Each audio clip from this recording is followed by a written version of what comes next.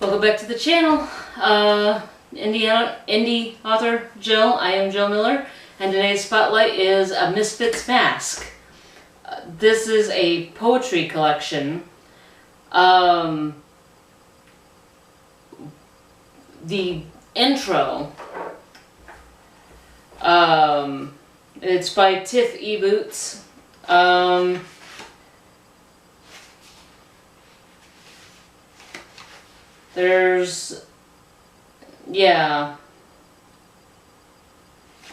In the introduction, it doesn't say it's an introduction, but it's basically an introduction. It says a note before reading.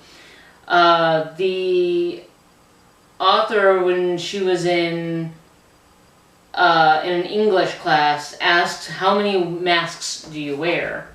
And it was a question she thought about quite a lot, and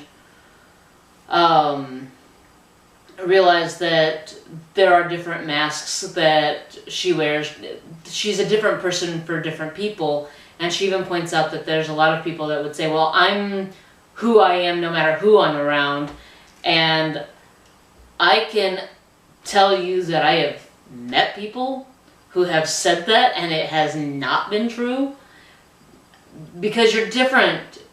You're different with your parents than you are with your brothers, or your sisters, or your friends, or your teachers, or your bosses, or your coworkers. That doesn't mean you're not being authentically yourself. It's just a different part of you that you're allowing each of those people to see. When I'm with my dad, I'm different.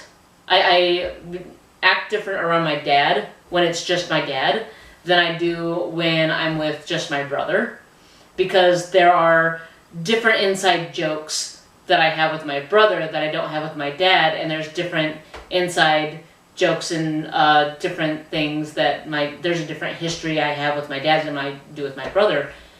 And even though we grew up with the same dad in the same house, my dad has a different relationship with my brother than he does me. He has a different relationship with all four of us. And I think it kind of goes back with when parents tell their kids, I love you all equally. The kids, your kids know, even you as a kid know, you're like, okay, you're kind of full of it, Mom. You don't love us all equally. Because in their minds, they can't really comprehend the complexity of that, because you do love your children to the same degree of, if this child is in danger and I have to choose to give my life for this child, I will give my life for this child. But I'm also willing to give my life for this child and this child and this child. Like, none of them are less worthy of my sacrifice for them. But what you love about them, why you love them, it goes beyond just that you're my kid. There are people who have kids that probably shouldn't, because they do not care about their kids. So you can't just sit there and say, well, I love you because you're my kid. That has nothing to do with it. There is something else that binds a parent to their child other than this biological connection. I do not have a biological connection with my dad. He is not my biological father. But he is the man that's been there since before I was born. And, you know, he married my mom knowing she was pregnant with another man's child, and totally willing to raise me as his own, put his name on my birth certificate, and never once did he tell anyone I wasn't his kid. I've always been his kid. You know, I've always been his daughter, and he's always been my dad. And that, like I said, it's not a, well, I love you because you're my I'm not his biological kid, but he loves me just the same. And I have like I said, I have a different relationship with him than my brother does. My brother, my youngest brother, is his biological son. He's also a twin. My dad has a different relationship with his twin brother than he does him. He has a different relationship with my oldest brother that he doesn't have with any of the three of us. And it's not that he's being unauthentic to either one of us. It's just he has to relate to us differently because we're all individuals. So when people say I'm a different version of myself with this person than I am with this person, they're not being inauthentic to either person. It's just this person gets a version of me for this reason, and this person gets a version of me for this reason. My mom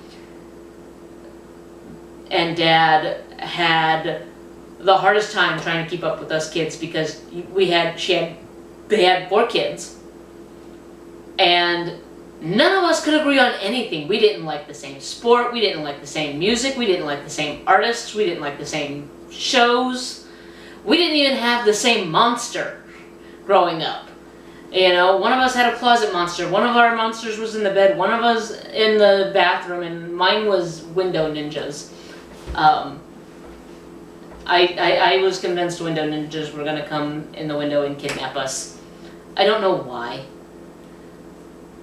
That was just my fear growing up. But yeah, we didn't share, like, my mom couldn't just buy baseball cards because my brother liked, well, I was the baseball fan. Michael liked soccer, Josh was basketball, Joey was football. But like, she couldn't buy me baseball cards and think that I would share them with my brothers because my brothers didn't want baseball cards because that wasn't their thing. Or she couldn't buy a CD with music on it because for all of us to enjoy because none of us like the same kind of music or the same, like, I like my Josh, my youngest brother. He and I loved country music, but it wasn't the same kind of country. Josh liked all the crooners, the Colin Rays and the Vince Gills. I liked the Rebel Rousers, the Reba McEntires and the Judds and Terry Clarks, you know. And my mom liked it all. She liked all of it. So she was a different person with me because I was the girl of the family. We could just be girls. She was different with my brothers depending on what they were doing. And I completely agree with what the author says about the different masks that we wear. And like I said, they don't make us inauthentic. They're still our true selves. When I'm with my dad, I am his true daughter. When I'm with my brothers, I'm their true sister. When I'm with my husband, I'm his true wife. Like, I am not being fake about the person I'm presenting to any one of these people. It's just the version of me that the version of them that they're portraying brings out, and we just mesh with each other really well. The poems were I liked the poems. They were very delightful. They were fun. Some of them were sad, some were reflective, some were very profound. But they were just enjoyable poems. Like, I could just sit and go over these poems again and again and again. Normally I tell people, normally, especially with poetry, I will suggest what kind of a reader would like this. And this is, for the Summer of Longing, I said that anyone who is in high school or going into college who is in that stage of life where they are experiencing the rawness of falling in love and out of love and having their heart broke, would be a good for them. For a Misfits Masks, I would say anyone who loves poetry. I don't care if you're a child, I don't care if there's very minimal, I think there was one poem that had a swear word in it. But I would recommend this for anybody who loves poetry, whether you're a child, a teenager, preteen, adult, no matter what stage of life you're in. If you like poetry, you're going to like this book. This is I would say that this is definitely a poetry book where it has a lot of poems that, like I said, there's poems I would like to go back and revisit and read again. It's probably going to be the same for anyone else who reads it, that there's just going to be poems. Like, could be sitting on your bookshelf and you will pull it out again and again and look for the different poems. There's almost a musical rhythm to the poems in this book. In some cases, the words almost dance on the page, in my opinion. And in the back, there is a discussion guide for book clubs, journaling, or personal contemplation. Things like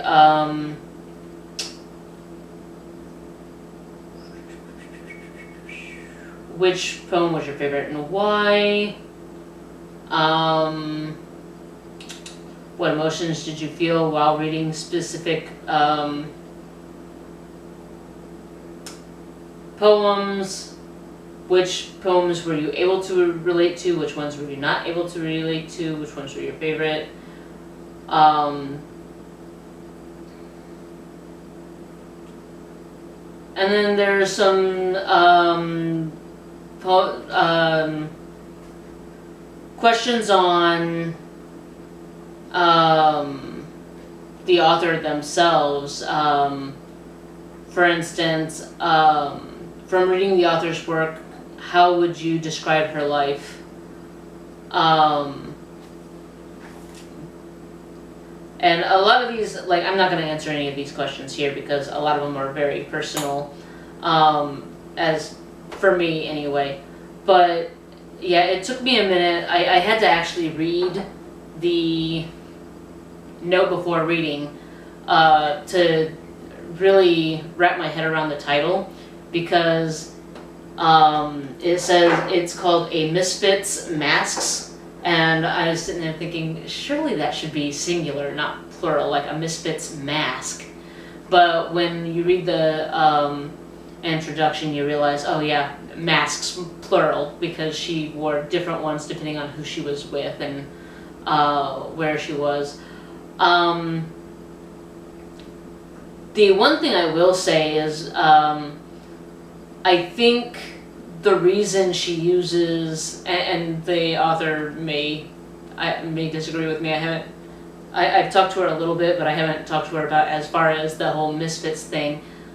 My understanding from reading this is the reason she says misfits mask is my understanding is that when she was in high school, she had a group of friends that they called themselves the Misfits, and I'm perfectly fine with that.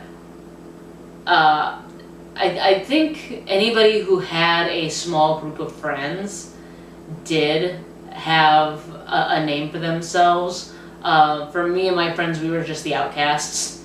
We were just kind of a hodgepodge of kids that didn't really fit into any clique or group. So we were just kind of outcasts to float by ourselves, and so we just called ourselves the outcasts and hung out together. But yeah, I think that is why she used the Misfits tag in the Misfits in the title. I don't really know what else to say. Normally, I think I'm going to have to get another copy of this book, because part of my goal in supporting the indie authors and the self-published authors is not only spotlighting their books, but also to, when I'm done with them, I give the books to somebody else that I think will like them, and let them spread the word about these books. And I think if I'm going to do that, I'm going to have to buy another copy, because I don't want to give up this copy.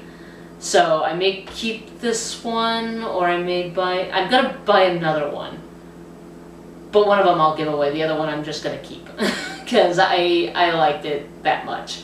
So the author this is an indie book in the true sense because it was published through a small publishing house, an indie publishing house called shelteringtree.earth publishing. I will leave a link to this book in the description below. I will leave a link to the shelteringtree.earth publishing website as well. And other than that, if you enjoyed the video, please like, subscribe, comment, and hit the notification bell so that you can stay updated on each post that we do, and you can find more books that you might enjoy. Until then, I'll see you.